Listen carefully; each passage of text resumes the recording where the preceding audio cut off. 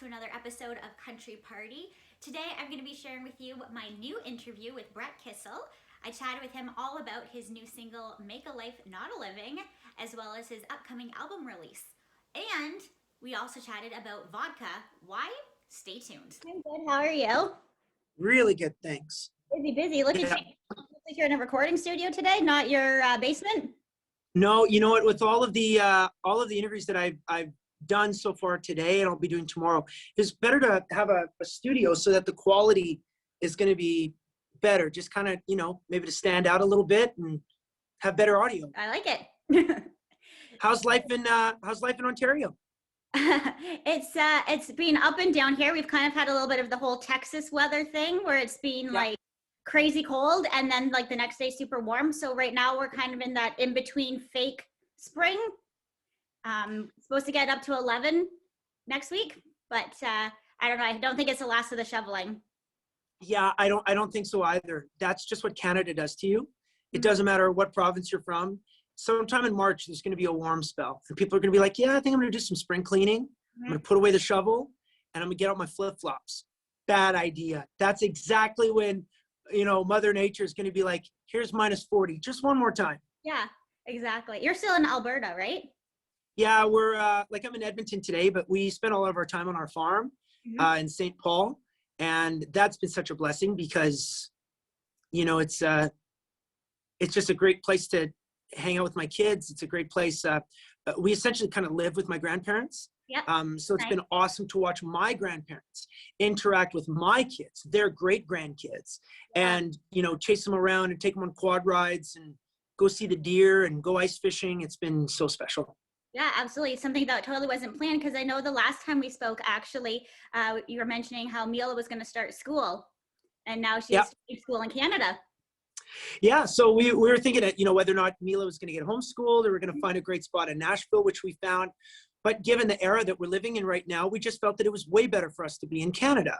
So when we made that decision, her little cousins, my brother's kids, go to the same school, a French immersion school called Le Petit Soleil, and our kids just love it. And my little girl, she's just loving French class and all of her little French songs. And I think it's really, really special that she's learning a second language, and she's learning it so well so far. That's awesome. Happy to hear that.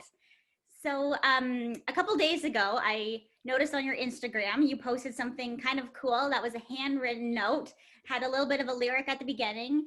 And then you said, these lyrics mean a lot to me. In fact, they mean so much that I'm going to live these lyrics for the next month. See you back here. And you gave the date of March 5th. So sounded like a little bit of an Easter egg to me.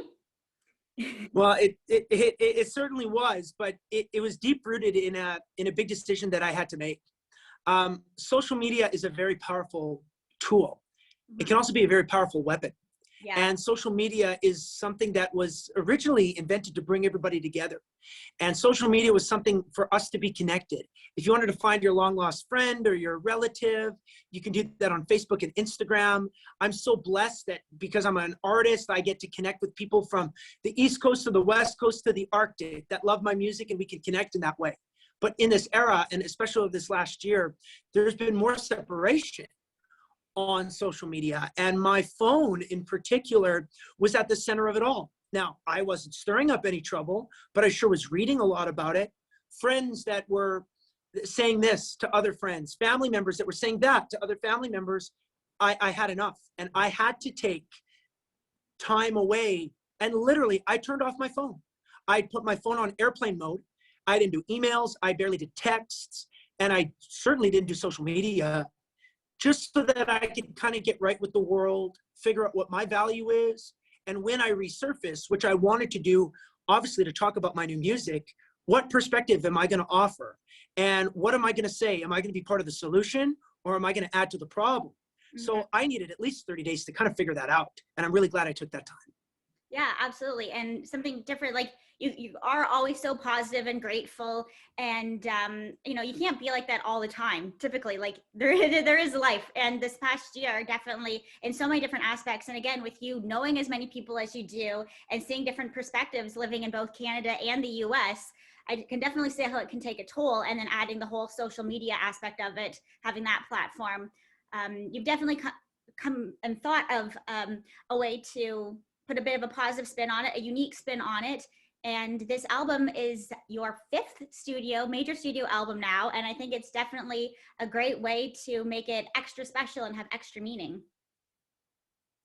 Well, you're absolutely right. And I appreciate getting the opportunity to talk about this new journey of mine in music. It's an all new adventure, as every record is, but there's going to be a lot more meaning behind this project than in anything I've ever done. Everything else that I've done, I'm proud of, but it was always hit driven. Whereas now this record is driven by heart and the intention behind the lyrics that I'm singing about, the intention behind, how I'm recording this music, what I truly want to say. And I believe that I've been able to find or write the songs that have both hit aspects and aspects of heart at the exact same time. And that's why I think that there are some songs here that are real winners, because they're able to play on both sides of the fence.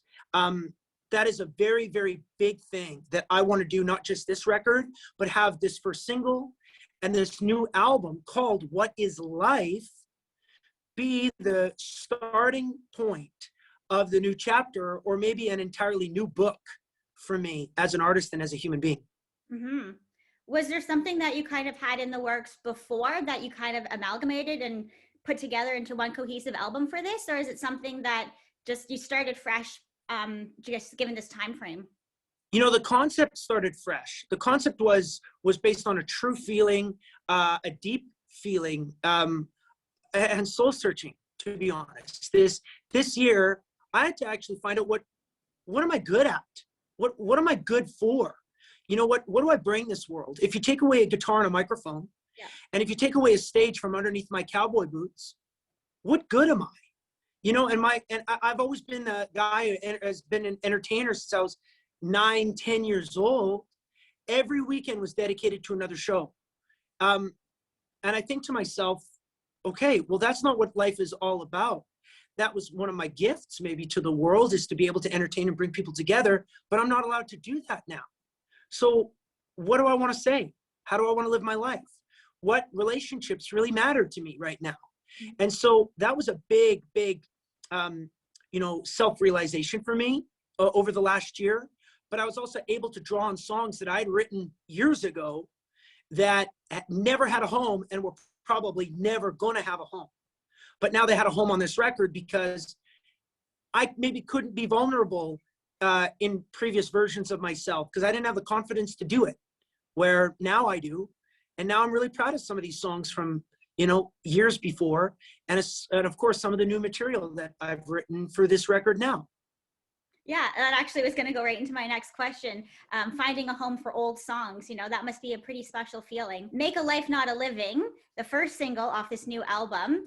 When I heard it, I had to listen to it again because I was so intrigued and I wanted to just turn everything off. I shut my eyes and just listen to the lyrics, and it paints such a beautiful story. And that's something that is special and I value in a song. So I really hope that other people, do the same. Well, thank you for saying that. I mean, that is one of the greatest compliments an artist could ever have, truly, coming from you. And probably by now, you've probably listened to a million songs. We're the same age and we love country music so much. And I think to myself, if you have that opportunity to close your eyes and listen to the lyric, you go line by line on this song. Mm-hmm. And I believe every word. And I believe so many people around the world, and especially who love country music in Canada, are going to be able to go line by line and say, I agree. I agree. Oh yeah, I agree. And so that was very, very special for me to go into the recording studio and have something that I just innately felt could be really relatable and really powerful. Yeah, I'm happy to hear that. So with recording, you did say you went to the studio and everything, but you prior to this, you had, your life in Nashville and everything, you had your setup and whatnot, but now you've been placed in Alberta this year. You decided to, go back to some roots there and do something a little bit different. How has recording an album there been? Has there been any setbacks because of the whole pandemic? You know what? Scheduling has obviously, has brought on some conflicts for sure and some challenges, but we were able to navigate through them actually quite easily. My band is based, for the most part, in Alberta. We did a lot of recording in Chestermere, Alberta, a little farming community just outside of Calgary. Mm-hmm. And then I went to Saskatoon, and I did a lot of my vocals with my longtime producer and great friend, Bart McKay. My cousin, Maddie McKay, was also essentially like the vocal producer and somewhat of a co-producer on this record to a degree. And we were able to keep a lot of things in-house. And because of that, I'm really grateful. We really went into the studio as a band with intention. We didn't have to think about getting on a flight the next day. We didn't have to think about, I don't know, just what was coming up down the pipe next, because we had nothing. We were all in the moment. We were all present. And what a great way to make a record when you don't have to worry about the clock ticking. Yeah. So in this pandemic, we were actually given the gift of time.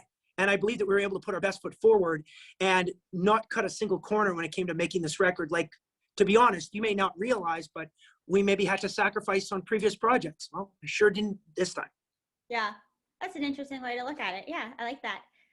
As busy as what you are, being a dad of 3, putting out this new album and, you know, the extra challenges that the past year has brought, you also decided to launch a line of vodka with your wife, Cecilia.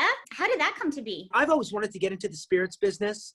Feel very grateful to have had great partnerships with Long Shot Wine, JP Weiser's Whiskey, obviously one of the great favorites from Windsor. But starting my own brand was important and something I wanted to do later in life. Well, isn't it funny how when one door closes, one door opens? On Friday, March 13th, I'm in Moose Jaw, Saskatchewan, and I'm a surprise secret special guest of Brad Paisley's at the arena. No one knows I'm there, but I spoke to a guy who wanted to sponsor me with his vodka company. His name is Matt Doucette, young guy, young entrepreneur from Big River, Saskatchewan. And I said, you know what, well, why don't you come on out to the show, I'll bring you backstage, I'll try your product, we'll see if it's a fit. Well, by Friday, March 13th, obviously everybody knows that's the day everything shut down. So for a couple weeks leading up, the Junos had just canceled, the NHL had canceled, NBA, MLB, everything was done. And I was thinking maybe, just maybe, this is a sign from the universe that maybe I should partner with this guy instead of just take a check and be sponsored by him. Well, when I tried the product, I loved it. And I knew that the areas that I could help were in the areas of branding and marketing and connections. So we formed an immediate partnership, and I became a 50-50 owner of the company. And we rebranded, brought Deuce Vodka from northern Saskatchewan to all of Saskatchewan, brought this great prairie product to Alberta, where we now make it in Alberta and Saskatchewan. And now all of a sudden, this little entrepreneurial fire has really started inside of me. And I'm so excited on the phone, you know, striking up big deals with companies like Sobeys and Co-ops and Wine and Beyond. And now, you know, we've got a couple conversations on our calendar coming up with the LCBO to figure out how are we going to get this product into Ontario. Yep. And so I've been loving this process. And my favorite part is, you know, when people who love my music are now saying that they love my vodka. Yeah. Is there anything about this that you've been able to realize is kind of similar to putting out music? I think the entire thing is similar. It's a lot of it is about establishing great connections. When you want your song to go on the radio, I mean, how do you differentiate when you've got 10 amazing songs? Sometimes it's the relationship. Sometimes it's the opportunity to come into the marketplace or have that connection, have that story that's going to allow your product to rise to the top, because, I mean, there's hundreds of vodkas out there. So trying to think outside the box, even in terms of marketing, has been a great thing for our vodka company. Another really unique thing is that with branding, okay, I've got my CD on the shelf at Walmart. Well, how are people going to pick up my record over Taylor Swift or Miranda Lambert or Luke Bryan? Well, we got to figure that out. What goes into a consumer's mind? Well, same thing. When they go to a liquor store, how are they going to pick up my bottle instead of Belvedere or Grey Goose or Smirnoff? Right. So everything is similar. That's awesome. What's your favorite way to actually consume this vodka? Well, I'm not very typical. Like vodka drinkers. Vodka is 99% of the population that enjoys the spirit of vodka will mix it with something. Soda, 7-Up, ginger ale, Coke, or of course shake it in a classic cocktail. I love martinis, I really do, but I'm a Eastern European, Ukrainian, Polish guy with those roots. So I'll sit with my grandpa, who will pour himself a shot and says, "Why waste it with pop?" And I'll just go boom, and that's it. And so for me, I drink it straight. I really do. And we set out to make sure that our vodka was smooth. A lot of vodka burns. A lot of vodka will burn your throat, burn your nose, because it's such high alcohol content. So we figured out a way with our elite filtration system to make our vodka very, very, very smooth for guys like me who do like to sip it. And people who like to mix it, you'll love it even more. Awesome. Well, I hope to try it one day soon. I'm going to send you some. I just got to get your mailing address, but I'm going to send you some. Thank you. And all the best. I know it's going to go like that in LCBO. And I wish you all the best with this album. I can't wait to hear more of them and have fun. Just have fun right now.